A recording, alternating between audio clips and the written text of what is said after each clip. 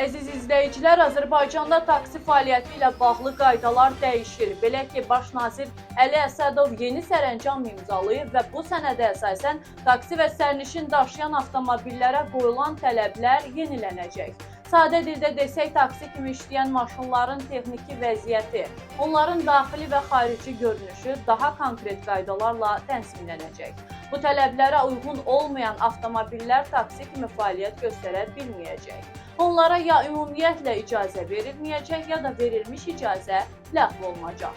Bu dəyişikliklər avtomobil nəqliyyatı haqqında qanun əsasında həyata keçirilir. Sərəncama görə Rəqəmsal İnkişaf və Nəqliyyat Nazirliyi digər dövlət qurumları ilə birlikdə yeni tələbləri hazırlayıb 2 ay ərzində Nazirlər Kabinetinə təqdim etməlidir. Qeyd edək ki, sərəncam 7 aprel tarixindən qüvvəyə minib.